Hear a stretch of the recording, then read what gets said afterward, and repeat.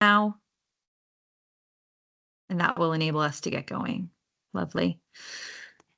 So this is the ECT1 program introduction. I've seen a few messages pop up in the chat. I think somebody had asked already, is this for ECTs or is it for mentors? It is for ECTs who are in the first year of their induction training program. The session this afternoon will look at the overview of the Year 1 ECF program, the ECT's roles and responsibilities, PRISM, which I think quite a few of you might have questions about, developing your expertise as early career teachers. We'll touch a bit on deliberate practice, and then we'll look at some next steps moving forward. There are lots of pause points built into the presentation. I'm joined by my lovely colleagues, Tessa, who is the ECF program manager for our region, and I can see that Kate Castro-Martin has jumped on the call. Kate is our Harris Institute regional appropriate body lead. So for those of you whose schools are opting to use Harris Institute as your appropriate body, you might already be familiar with Kate. And Kate's jumped on the call this afternoon, I think just to support and say hello. My name's Kyla Belanger. I'm the head of ECF and NPQs for our region, and our region covers the east and south of England as well as London. So it's quite large. We've got ECTs joining us this afternoon from all over, so welcome. We wanted to start with a first formal welcome to our ECF training program. A massive congratulations on everything that you achieved last year as trainee teachers, and we really hope that you've had a good start to the year so far. The ECT program that you're about to embark upon is part of the overall Early Career Teacher Entitlement, ECTE. We love an acronym in our profession, and you might have already seen that one. Your Early Career Teacher Entitlement includes your in-school support, your adjusted teaching timetable, and your access to high quality training. So it's important for you to know that kind of upfront, our 2-year ECF program is intentionally designed to build on what you've learned as a trainee teacher. Throughout your career, your practice will be upheld by the same set of teacher standards. And that's what you'll be sort of evaluated against across the 2 years, the teacher standards by your induction tutors. But the ITT ECF, which is the Initial Teacher Trainee Early Career Framework, is a document that kind of draws upon the teacher standards and articulates what every good teacher should learn about and learn how to do as they start out in our profession. And that framework, the ITT ECF, underpins the training program you would have been on last year and the training program that you're on for the next 2 years with us. And it aligns very closely to the teacher standards. And so what this means is that you're going to be revisiting some of the same domains across ITT and both of your ECT years. And that's on purpose because as a single framework, the ITT ECF is a spiral curriculum. And so over the course of your ECT years, you'll revisit prior learning, but you'll do it whilst deepening and developing your expertise as you go. So you'll be applying your growing knowledge to different cohorts of pupils in different settings, in different situations. And so whilst you might feel like you already know the content that you might be engaging with over the next 2 years, certainly I'd expect that you've engaged with some of these pieces of research or some of this content, some of this advice last year. The position from where you engaged with it, though, has completely changed, and you know that. I'm sure you're probably feeling that over the last few weeks. You might be in a new school, or you might be working with new colleagues. Certainly, you'll most likely be working with new students. And you're probably teaching much more than you were last year. So your experience is growing day by day. You don't need me to tell you that. You'll be facing different challenges every day. You'll be enjoying many new successes over the next 2 years and revisiting some of the concepts that you've already learned in ITT, just like you ensure that your students do in your lessons, will be absolutely crucial to enabling you to embed skills of effective teaching long term. So without further ado, let's have a look at your year one training program. I think I've already said this in the agenda, but I'm just going to make a polite plea at this point. Please do hold your questions for pause points. Tessa and I couldn't possibly keep track of say 394 different questions all at once. And I suspect a lot of what we're going to be discussing in the presentation will answer some of your questions. So please do just hold fire on your questions, particularly PRISM questions. And there will be pause points throughout the presentation where we'll stop and take questions if we haven't already answered them. So this is kind of a snapshot of what your year one program will look like. And I've chunked it off so that we're only looking at a certain part at a time. Across the course of this year, you're going to engage with 6 modules of learning, 1 per half term. And these are all thematically grouped, which you can see along the top of your screen now. So Autumn 1, behavior and relationships, Autumn 2, memory and learning, and so on.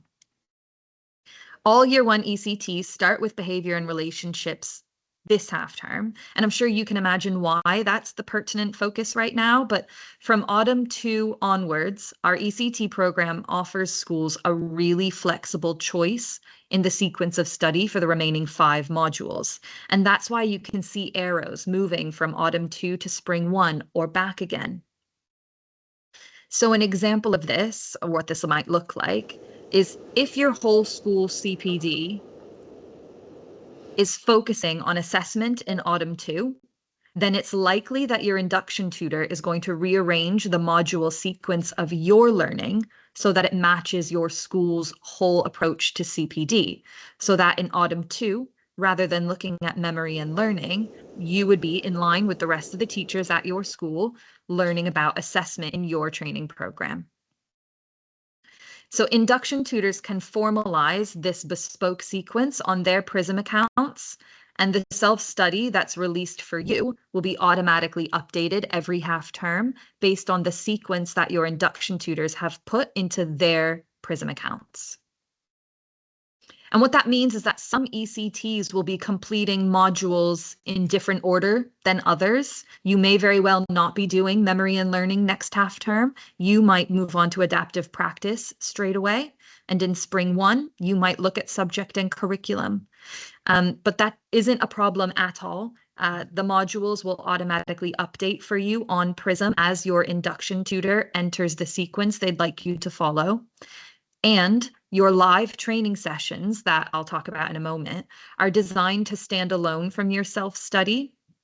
So it doesn't really matter what order your modules are completed in. Everybody's going to engage with the full 6 modules across the year, and everybody's going to be able to access the content from the training sessions. Okay, so I've just revealed a bit on the modules and the self-study here. So your modules of learning are hosted on PRISM. I've got a whole section on PRISM, so more on that to come. You'll have 1 core self-study in each half term, and the core self-study takes on average about 45 minutes to an hour to complete. It's hosted directly onto PRISM. Thanks. And it will revisit and summarize the research on effective teaching practice related to that specific domain. So the core self-study this half term refreshes what you will have probably learned last year on behavior and relationships. It might remind you about what the evidence suggests about effective practice, about establishing routines, maintaining high expectations, and so on. And once you've completed your core self-study, you complete a diagnostic quiz on PRISM, so it's directly onto the platform. The diagnostic quizzes are 20 multiple choice questions, and they produce for you a summary report of your learning around that topic. That summary report, alongside guidance from your mentor, supports you in selecting 3 further elective self-studies to complete across the remainder of the half term. And the only exception to that is this half term, where we recognize how busy and hectic it is and that you have additional priorities like getting to know your students and really settling in for a lot of you in a brand new school. So this half term, we're still going to present you with an optional 5, but we just ask that you choose 2 of the 5 self-studies for the remainder of the half term.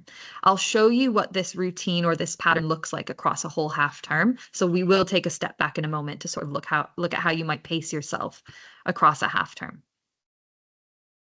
The self-studies are presented at an elevated level to ensure that they're relevant and applicable as you move through your early career.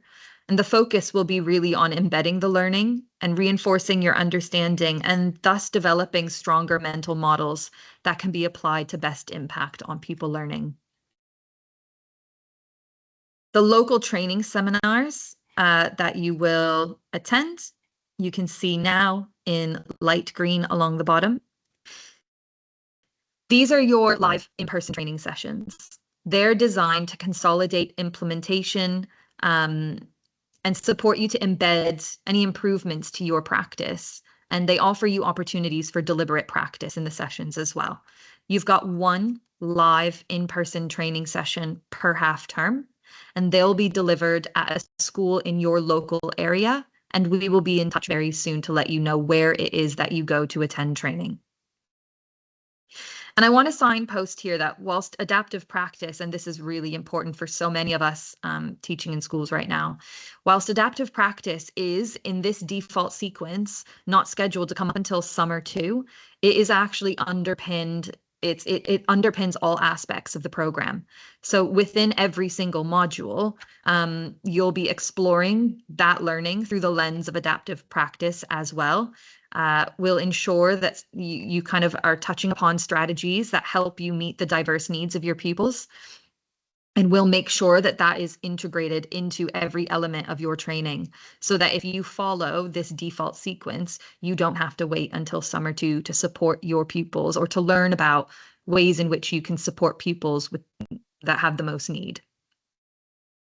And then finally, the national webinar series is a really good opportunity for you to gain exposure to national and global experts in specific aspects of pedagogy and school life. These are hosted online. They're in orange along the bottom, and you can see that there's one per long term. These are national sessions, so it won't be 403 of you. It will be closer to 1,000 of you on this masterclass style webinar. Last year, we featured experts such as Tom Bennett, Alex Quigley did a session on literacy, Kate Jones on retrieval practice. So the sort of people that you were probably reading about or reading from last year when you were doing your PGCE are the sort of people that we get in to deliver these national webinars. These are also a compulsory part of your program, and as a reminder, online once per long term. So this is what kind of the progress would look like every half term. I'm just going to pause for a moment, have a drink of water, let you kind of digest this graphic here.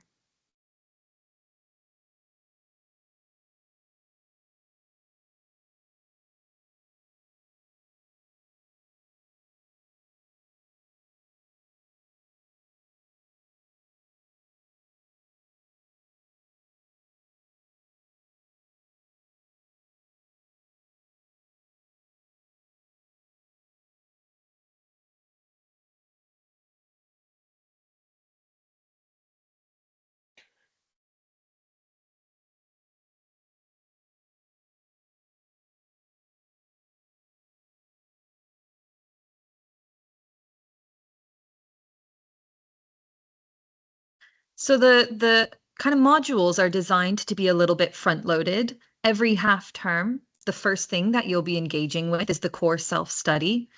That's probably the longest piece of learning that you'll engage with across the half term because the subsequent elective self-studies are a bit shorter.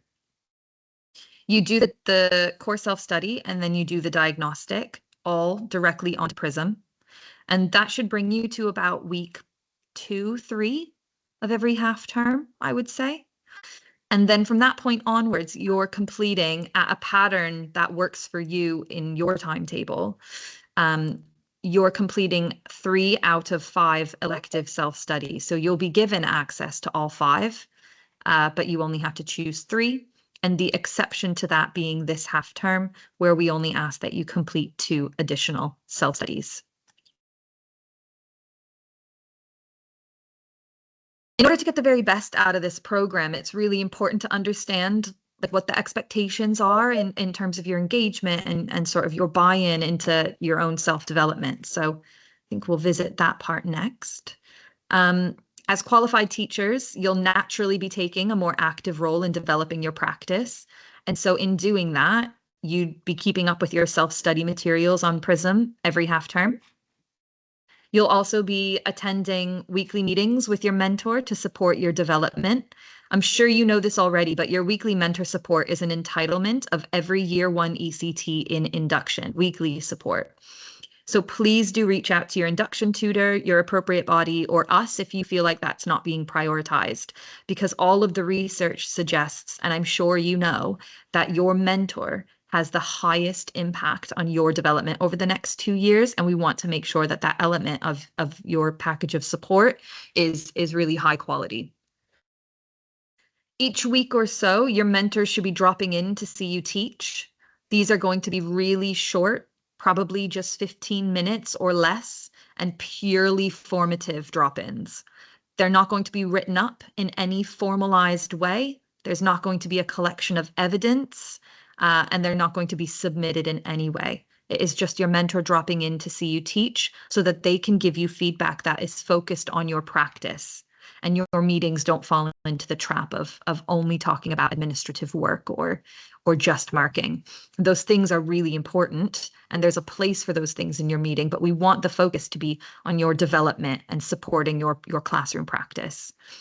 And so when you meet with your mentors every week, they'll be guided via Prism and their accounts to provide you with feedback and practice opportunities, which will be crucial to develop your teaching in a really granular way. And so we ask that you're actively reflecting on your practice during your weekly meetings when your mentor provides you with that valuable feedback. And then finally, your training sessions are, of course, a compulsory part of the training program. And so you should be attending your live seminars, which are developed to help you consolidate your learning from the self-study. But they'll also give you a really nice opportunity to network with other ECTs from your local area, engage in deliberate practice, learn from an expert facilitator as well. Your attendance is kind of followed up. We report it to the DFE, and it automatically syncs to Prism and is reported back to your induction tutors as well. So if for whatever reason you're unable to attend a session for valid reasons like sickness or absence from school, we obviously wouldn't expect you to attend training if you had to be sick or you were absent from school. And so we just ask that you let us know. We'll always email you the invites to the session about a week in advance, and you can just let us know by replying to that invite if you know for whatever reason you might not be able to attend your training. But not only that, we also ask that you make your induction tutor aware. Every school has a nominated induction tutor, and the induction tutor is going to be able to see kind of your attendance and engagement on Prism. So we just ask that you're keeping them in the loop, that you let them know. And then every training session will be recorded, and recordings will be uploaded onto Prism. So that way, if you do have to miss a training session, we'll signpost the recording to you so that you can get caught up when it is that you're back in school. Okay, I am moving on to Prism. So at this time, we're not going to take any Prism questions because I'm hoping that the next bit is going to answer some of your questions. But if you have any questions about the role of an ECT or the training program of support, now's the opportunity for you to raise your hand. It's got a nifty little raise hand feature along the top, or you can drop them into the chat. Natasha asked, what kind of assessment do you complete after doing your online self-study? Absolutely none. It's not assessed. The training program is not assessed. So the output and the outcome is your own personal development, and therefore the impact, positive impact on your students. Do weekly meetings happen in your ECT time? Yes. And I'm not answering a Prism question yet. I'm getting to the Prism section, so I will talk about that.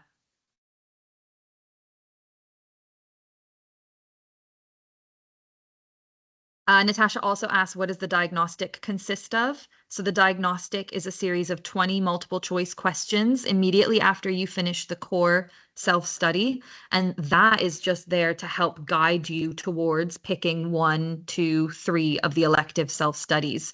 It'll kind of reflect back to you like a mirror where there might be some potential gaps in your learning, but those results aren't shared with us. They're not shared broadly. It's not used as an assessment of you in induction. I've got some hands up. Alba, do you want to come off mute? Hi, sorry, yes, this is probably a stupid question, but are the induction tutor and the mentor the same person, or In some schools they are, yeah. In most schools they're not, but in some schools they are. Okay, thank you. No worries. Naima or Naima? Yeah, hi. I just wanted to know if your school are struggling because you're entitled to 10% reduction timetable, but if they're struggling to actually give you so many lessons, does that impact your ECT program, or is it okay can you get away with being a little bit under timetable? A little bit under timetable or a little bit over timetable? A little bit under, like in terms Under's of like. fine. Yeah, Under's okay. fine. That's probably a question for your appropriate body, just to make absolutely sure that you're teaching the right amount. But yeah. Okay, that's fine. Thank you. Welcome. Mahmood?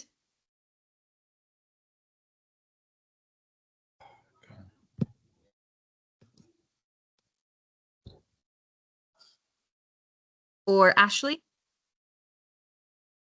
I was just hoping to clarify, really. So we complete the course study and we do this diagnostic test, and you said it was guidance. Do we have to do the electives it tells us to do?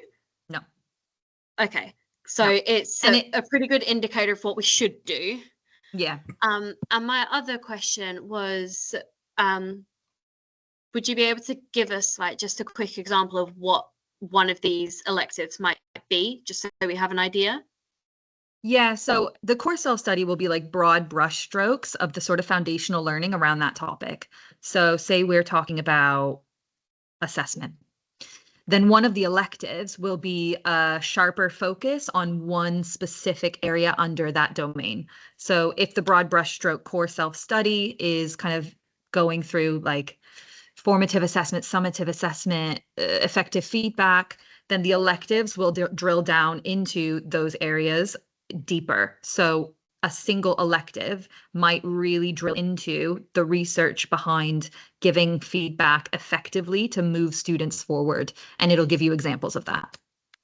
Amazing. Thank you so much. You're welcome. Sorry, Kyla, can you hear me now? I can, yeah. Oh, fantastic. So the diagnostic questions after the core self-study, what if that doesn't pop up? And hence, so I finished the core self-study, but after that, it just says 100% complete, and that's it. There's no kind of electives popping up. Yeah, there should be a diagnostic linked in your quick links or kind of embedded within the self-study module. So if not, that might be something that we need to deal with, like over email. You might need to send us a screenshot of what's happening there. Sure. Is there a specific email that I need to email when those things happen? Yeah, we'll come up to it at the end of the session. Okay, fantastic. Thank you. I think for the sake of time, just to make sure that we stay to pace, I'm going to ask at this stage that if you still have another question, that you pop it into the chat. Please don't duplicate questions because we will see it. And then if Tessa and I aren't able to get to it, we'll pick them up in an FAQ document that we'll circulate in the bulletins. So we will pick up your questions, but just for the sake of time to keep it a bit choppy. No Prism, respectfully.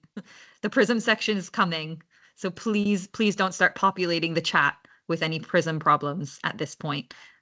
Tessa, Kate, if you guys can keep an eye on the chat, if there's anything in there that you can pick up, that'd be really helpful. Okay, so this is the Prism section. I'm going to go through just a few things that might help or might answer some questions that have been coming up. Prism is your online learning platform. So every participant on our program has an account. So ECTs should have an account, mentors should have an account, and induction tutors should have an account. Please don't start saying if you don't have an account. That's okay. This is a screen grab of what the login page looks like. So that's how you know that you're in the right place. You may have heard the acronym GTT before. That was the online learning platform that we used last year. Just in case your induction tutor is talking about GTT to you, that's what it used to be called, but now everybody uses Prism. Accounts on Prism are only created when induction tutors have registered ECTs and mentors to the DFE platform. And your induction tutor is the only person at your school, not even your head teacher, with access to your DFE platform. So if you don't have an account on Prism, there's a number of reasons why that might be. But one of those reasons might be because your induction tutor has run into issues in registering you, in which case we have to work with your induction tutor to resolve that. And the sorts of things you might use Prism to do: you access your self-study on Prism, you complete your diagnostic quizzes on Prism, you record your ECT mentor meet. Sorry, I'll rephrase that one. Your mentors record, so take minutes of every time that they meet with you on their logins. You don't have the ability to record meetings yourself. We want that to sit with the mentor. And you can watch recordings of any missed training sessions. So it is your one-stop shop for anything kind of asynchronous that you're doing on this training program. This is a screen grab from a generic homepage of a year 1 ECT. When you first log on to Prism, you automatically land on what's called your dashboard. And this has been really stripped back. We've done that on purpose so that we're trying to make it as easy as possible within 1 or 2 clicks to find what you would need. The left-hand side of the page is your navigation panel, where you can use My Learning to quickly get to your self-study. And the quick links to the right-hand side puts you within 1, maybe 2 clicks of the current self-study module that you're working on, the well-being tool, which NIOT offers to support ECTs and mentors, your mentor meeting minutes, or your knowledge base, and more on the knowledge base next. You can also get to the knowledge base at any point by clicking the gray button to the top right of the screen. You should see that I've put a red box around it. The question mark circled. That will also take you directly to your knowledge base. This is what the knowledge base looks like. Your knowledge base is essentially navigation support. It's help for using Prism, for finding things. It's got 3 different sections. It's got help to get you started. It's got help in case you don't have an account, and it's got help using Prism. We've been sharing that knowledge base, the link to it, with your induction tutors, and it can be accessed regardless of whether or not you have a Prism account. So if you don't have a Prism account, you can use the knowledge base to go through the account troubleshooting to see if there's anything you could do to resolve that problem. Tessa, can you drop the Prism knowledge base link in the chat now, so everybody has it and they can bookmark it? But if you are on Prism and there's no problems with your account, but you are finding it a little bit difficult to find things or to do things, then that's what the Using Prism section is for. So it is chunked by your role. So there's an ECT section, and then each of these questions is hyperlinked and will take you to a really short video, like a 1.5-minute demo of somebody doing the thing that you need to do.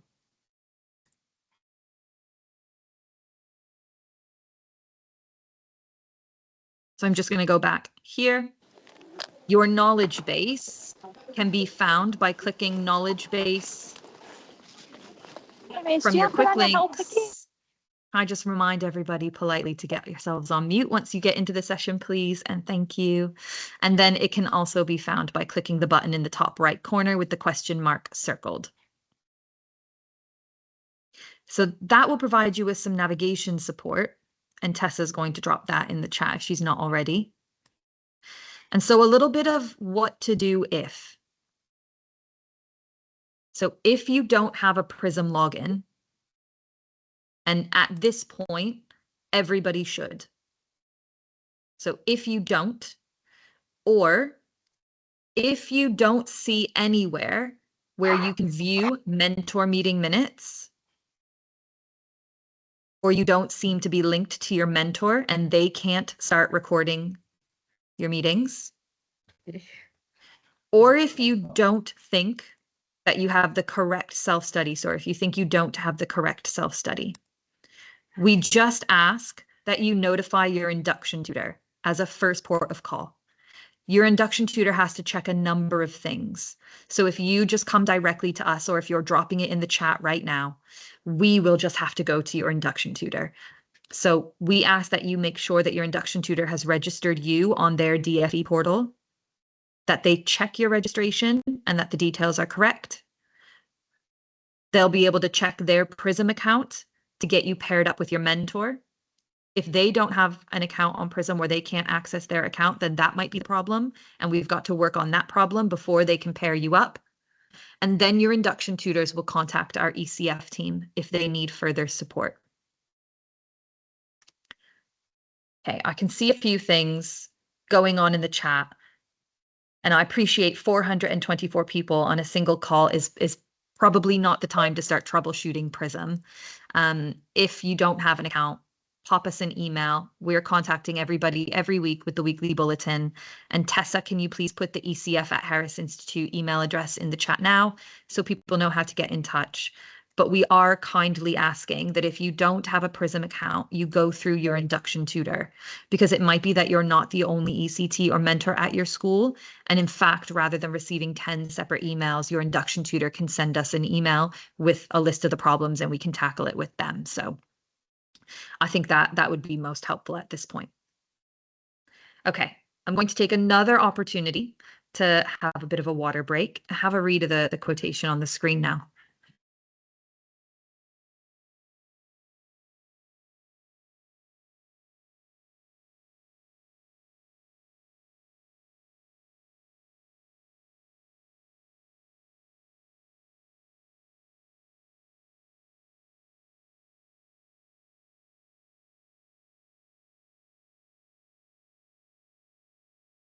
So we know that high quality teaching is pivotal in improving people's outcomes. And research suggests that high quality teaching is instrumental in narrowing the disadvantage gap. I'm sure disadvantage gap is a phrase that you are very familiar with, even if you've just, spent the last year or two in the profession. But just in case, the disadvantage gap refers to patterns of lower educational attainment amongst disadvantaged pupils. So that might be pupils who meet the criteria for pupil premium funding, or those with special educational needs and disabilities, or children in need of help and protection, who are receiving statutory local authority support from a social worker, more so compared then with their peers. So if we know that the quality of teaching is hugely important to the outcomes of these young people, and great teaching can be learned, then one of the most significant things that we can focus on improving is the quality of teaching. And we can look to improve that within schools to promote overall attainment and equity. And that ultimately is the goal. I think that's probably what is driving a lot of us morally as teachers as well. And so we're going to dive in a little bit to what we mean by teacher expertise, because you'll be hearing that quite a lot this year. And I'm certain you probably have learned a lot about it last year as well. So the source for this piece of work that I'm just going to touch on now comes from Peps McRae. Expert teaching, what is it? How might we develop it? It is a really good article. It's not very long. Tessa's going to kindly drop it in the chat now for anybody who wants to go and read a little bit further. And anybody who's seen Peps deliver training or has read one of his books, he's fantastic. Really, really good at explaining and breaking stuff down. So this is sort of a model we can use when we're identifying teacher expertise and we're really drilling down into what expertise is. So firstly, we could look at expertise as impact. So the influence that teachers have on their pupils and what their pupils think, do, or achieve. And we could argue that expert teaching enables pupil learning and seeks to define this in measurable terms, like for exam grades. After all, the pupil's outcomes are things that we want to change, so it might be useful to focus on that. But outcomes are just that. They don't tell us about the factors that contribute to achieving the outcome. There could be multiple influences on pupils' outcomes. And so if we want to replicate and develop the elements of expert teaching that have a positive impact on pupil outcomes, we've got to be quite specific on what those elements are. And measuring impact is really challenging. We can only really make inferences about pupil performance from assessments. So it's a really tenuous area to explore. So instead, you could look at teacher expertise as action. You could explore the actions and behaviors of expert teachers that have led to really high outcomes. But this perception allows you to see your classrooms in very different way. You might perceive events at a deeper level of abstraction. You might focus almost exclusively on cues that sort of allow you to make inferences about pupil progress. Kind of teachers who think about teacher expertise in the sense of action might appear maybe a little bit less busy in the classroom, leaving a lot of time to think or reflect or diagnose a situation before executing the most appropriate course of action. And so knowing what expert teachers do helps us to identify teacher expertise when we see it. But if we want to develop teacher expertise, we have to consider the knowledge that underpins those actions. And so this year, as ECT1s, we challenge you to consider this. When you think about what expert teachers do, how do their actions differ from less experienced teachers? And how do their behaviors directly influence pupil outcomes?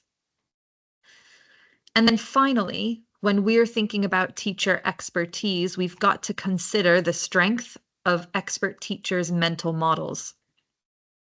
Expertise is not just about what teachers know, it's also about how that knowledge is organized to help them make decisions and inform their actions. The mental models of expert teachers are extensive. They have a comprehensive, well-connected understanding of the different elements of teaching and best practice. How often have you walked into a classroom and the lesson is going really well, and it looks like the teacher just knows what to do and knows how to respond, and it all seems a bit innate? Or how often have you been speaking to a more experienced colleague who says, "Oh, I'm not quite sure how I knew to do that, but I did." And this is what we're talking about, that sort of innate, strong mental models that more experienced teachers and practitioners develop over time. The positive impact that more experienced teachers can have on pupil outcomes is a result of their actions, but the actions are built on the foundations in mental models. And so they're built on what those practitioners know and how that knowledge is organized and how that informs their decision-making and their actions. And so you guys are partnered with expert teachers. They should be your mentors. At any point across the year, just pause and ask your mentor, how do experienced teachers know what the right approach is in different situations? Because expert teachers don't always follow a script. So how do they know what the right calls are? And how do they know to make the right calls so quickly? And it's unpicking that in real deep, meaningful ways across the year this year that you will make the most progress, really unpicking the nuance of expertise and teacher mental models.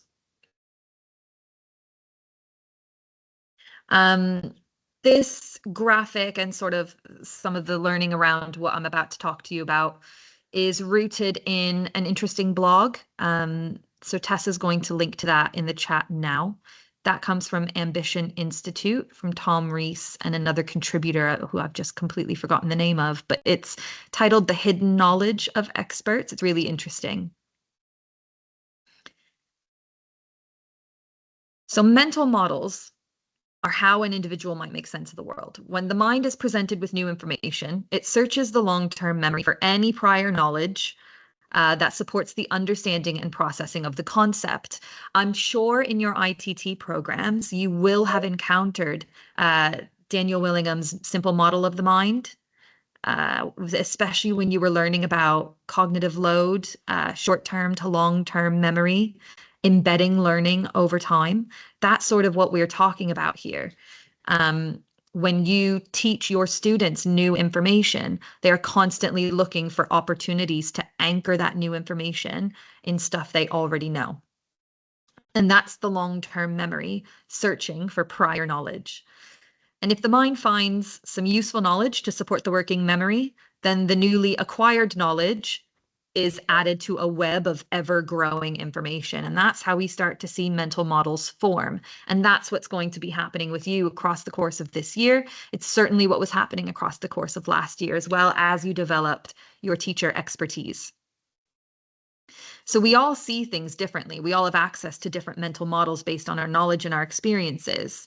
And mental models that we develop kind of consist of different forms of knowledge. And that's what this blog is talking about, the hidden knowledge of experts. So some experts have really deep formal knowledge, the sort of knowledge that can be explicitly stated, written into books or documents, quite factual. But then others have like really strong sense of informal knowledge, the sort of knowledge that's described as expert common sense or combining formal knowledge and lived experience. And that's really hard to articulate for a lot of people, particularly for newer mentors. And then there's a few others as well: impressionistic knowledge, self-regulatory knowledge, all covered in the blog that Tessa will have shared in the chat. And so what that does is it sort of shines a light on how we build mental models, which again, as ECTs, you'll be doing across the course of this year. You'll be doing that in different ways across this program. You'll be building effective mental models this year through your study. So building an evidence-informed understanding of the components of effective teaching. There'll be your self-study, any independent reading you go and do. That will sort of develop your mental models over time and develop your expertise through your practice by putting the evidence into practice, specifically in your context and repeatedly. That will help you build towards fluency and sort of increase your competency. It's all a vital part of the process of developing expertise, and one that, if left to chance, could result in kind of an incompetent mastery of skills and sort of gaps in knowledge and things like that. And so finally, this is all really building to show you ways in which you'll be supported to develop your teacher expertise and your mental models across the year. So developing teacher expertise will involve being in a constant cycle of improvement. I'm sure you will have learned that from last year, at least. There's many facets of the ECT program that feed into that constant cycle.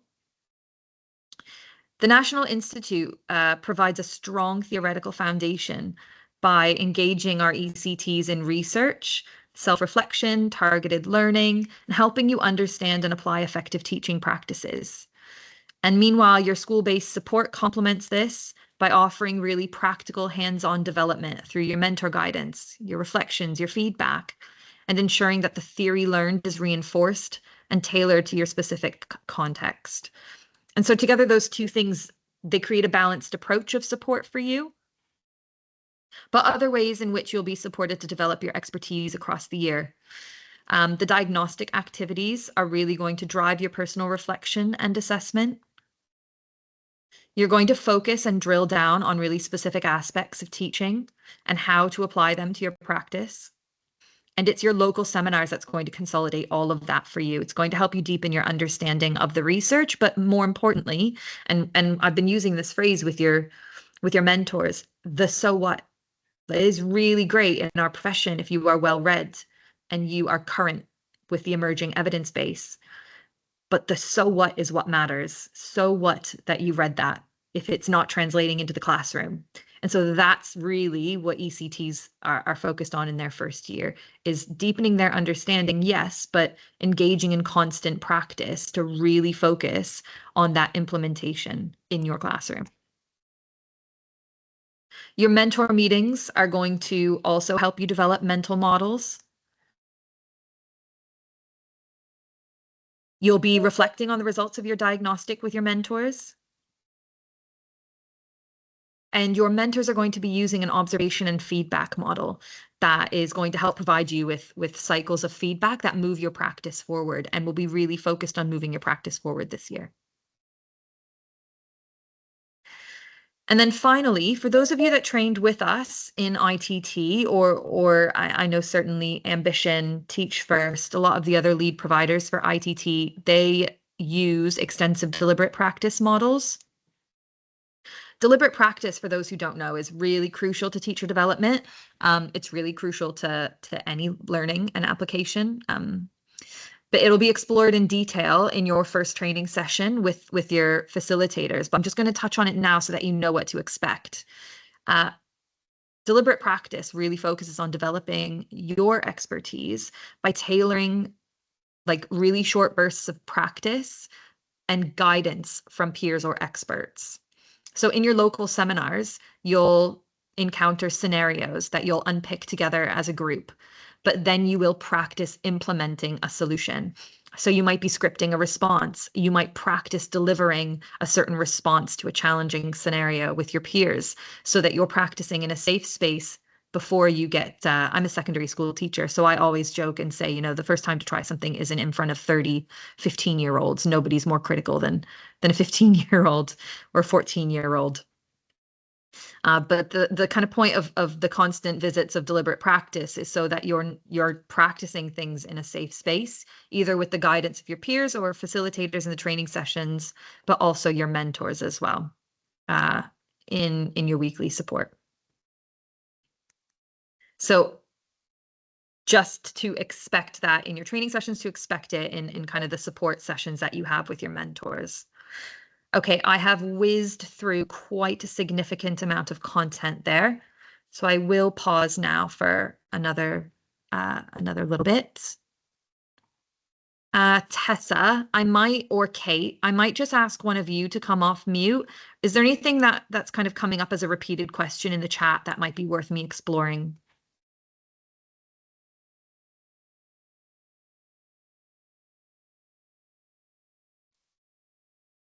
I think the questions come up about assessment again. So just worth reiterating that the training program is not a means. You're not assessed via the training program. How you are assessed is against the teacher's standards. So that is part of your assessment and PPR process and assessments process, which is separate to your training that Kyle is talking about today. No essays, folks.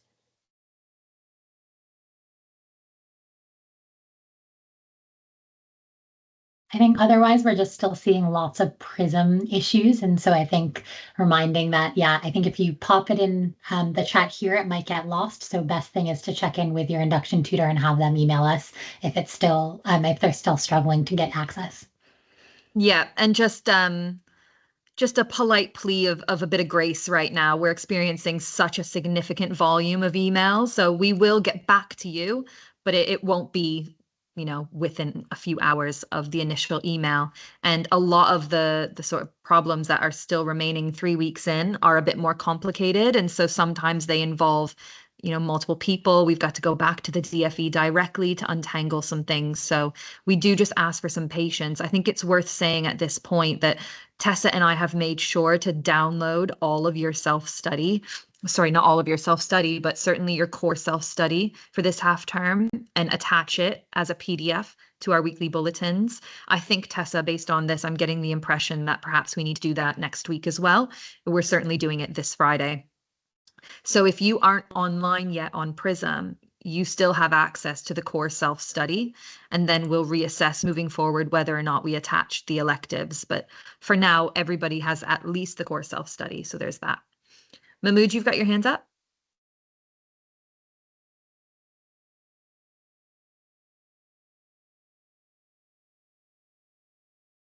Evans has your hand up.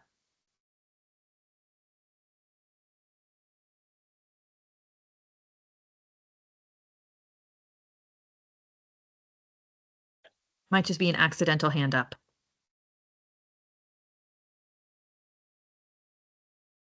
Evans, you're off mute. Do you have a question?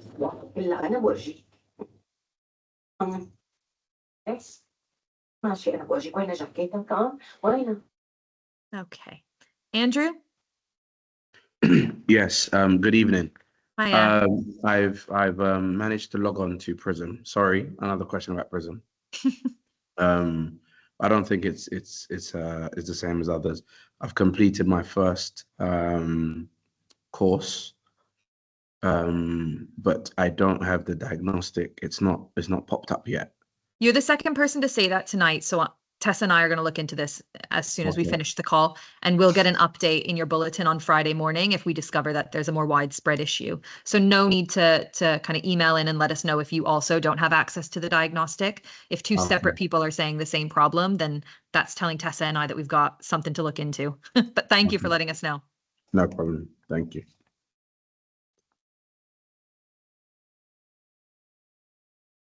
Andrew, oh, you've just spoken. Layla? Hi, yeah, I was just wondering, where does our mentor upload our formal observation notes? Is that onto Prism or onto a different No. website?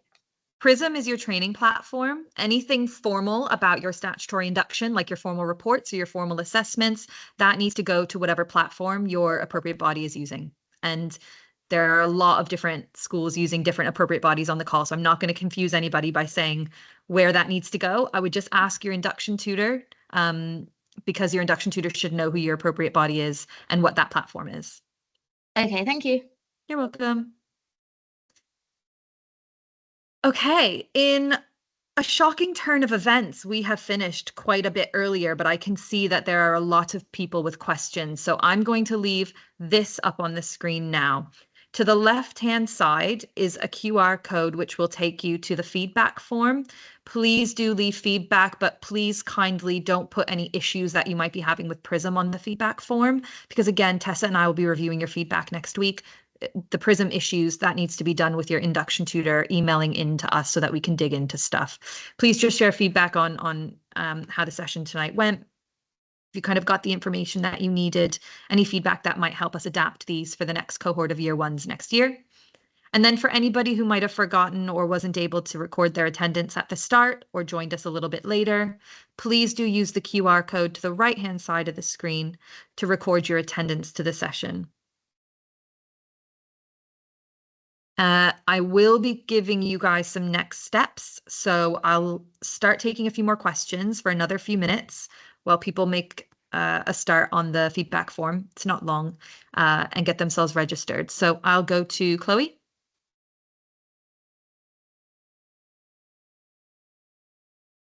Or Bassi. Can you hear me? Yeah, I can hear you. All right, so I'm here with Eva, my colleague. She wanted to ask a question. Her sister didn't let her. Yeah, this is Evans. I was trying to ask a question and then my mic, I don't know, just went on mute. Sorry. We've got a login details for ECT Manager. So what's the difference between ECT Manager and then the Prism? Yeah, ECT Manager is the platform that an appropriate body uses. That I would say the majority of your schools are following. So that's the platform where your formal observations would be uploaded, your formal assessments would take place, but it is only used as a platform for Harris appropriate body. If your school is following a different appropriate body, then you probably don't have an ECT Manager. You might not even know what it is. Prism is your training platform. Okay, thank you. Thank you very You're much. welcome. Hi, Chloe. I see you're ready now. Did I move on too quickly? I'm sorry. I don't think your mic is working, Chloe. I can't hear you. All right, you might just need to put it in the chat. Theo. Hi there, can you hear me okay? I can. Hiya, Theo. Yeah, hi there, hello there. I was part of another organisation before I came on to Harris. So I moved from like an program, like an ECT / ITT provider to another one. And I've got documents there which basically is like kind of my final assessment stuff, saying like, who I was, like my teaching standards, the assessment stuff. What do I do with that document? Because my employer hasn't asked for it yet. So like, what do I do with that basically? I think in the NIOT's ITE program, we call that your CEDP, your career entry development profile, I think it's called. That's the sort of thing that you'd want to give to your mentor and your induction tutor. It's just essentially a handover document. For those of you who teach in primary schools, you'll be very familiar with the concept of a handover, and that's similar to what this is. Okay, that's all. I'll sort that out then. Okay, thanks so much, guys. Thank you. You're welcome. Asra? Yeah, hi, can you hear me? I can, yeah. Yeah, hi. This is with regard And we to didn't finish the book in time. Oh, right. So I'm Oh, trying just to a be reminder, like, everybody needs to be on mute. Amy, we can hear you. Thanks. Sorry, Asra. It's all right. It's all right. So this is with regard to Prism again, and I didn't know whether to mail or bring that issue over here if a majority of us are facing. But my mentor meetings, I did have one, but I was not able to log in on Prism. The area is just gray, and even my ECT mentor, the name is wrong. Yeah, so that sounds like you need to speak to your induction tutor. It sounds like your induction tutor has not paired you with the correct mentor. But just to clarify as well, that ECTs don't log mentor meeting minutes. So even when you are paired correctly with your mentor, you won't be able to do that function. That function sits only on the mentor account. Okay, cool. Okay, I've had the kind of QR codes up for about 5 minutes, so hopefully everybody's had an opportunity to leave a bit of feedback or to get themselves registered. I'm going to move on to some next steps so that we're not holding anybody hostage and everybody can have a bit of an early exit this evening. So next steps. At this point, and I don't want to panic anybody because I can see that there are still some Prism issues being resolved, but at this point, you should have completed your core self-study. We've been attaching that by PDF. You'll get it again by PDF on Friday morning in case you don't have access to Prism. Start getting stuck into that if you haven't already, because to pace yourself, that's probably where you should be by now. If you do have access to Prism, you should have completed your diagnostic quiz, although it sounds like there might be a problem with that. So Tessa and I are going to look into that this evening and tomorrow, and we'll make sure to get a message out to everybody in your bulletin about whether or not there is a known problem with the diagnostic. So hold fire on a lot of emails to us about the diagnostic. Give us a moment to look into that one. And then you're going to be offered 5 elective self-studies on Prism, but you only have to choose 2. So choose 2 that represent areas of practice that you want to work on or that you're developing with the guidance of your mentor. And that's what you complete for the rest of the half term. Pace yourself in a way that makes sense to you. We in the bulletins will be suggesting that you do 1 about every 2 weeks, roughly, but pace yourself in a way that makes sense to you. And your next in-person training session is on Wednesday the 15th. It starts at 2 o'clock and it goes until 5:30. So just make sure that you're touching base with your induction tutor. If you're going to require cover to make it on time for that training session, then you need to follow your school procedures to make sure that your cover is submitted. Just make sure that it's kind of flagged with your induction tutor that you've got to go off to training. And we will be in touch very, very soon with your local training venue.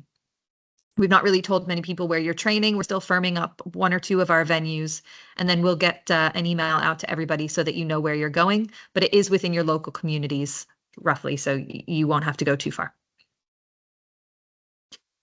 So I've said this after every one of our induction events, Tessa, so you'll know it's coming, but I'm not here to hold anybody hostage. We are finished going through the content, so you're more than welcome to run off. Thank you so much for your time. We completely appreciate how precious your time is and how busy this time of year is. And thank you as well for your patience and your grace in bearing with us while we navigate the Prism challenges. Tessa and I are going to stay on the call for a bit for anybody who wants to stay on and ask some questions. But at this point, we'll stop the recording. And those who don't have any questions or problems, feel free to take off. And thank you for putting the lovely things in the chat. Really appreciate it. Thank you very much, Skylar. Have a nice evening, everyone. Thank you. Thank you. Thank you, Carla. Thank you.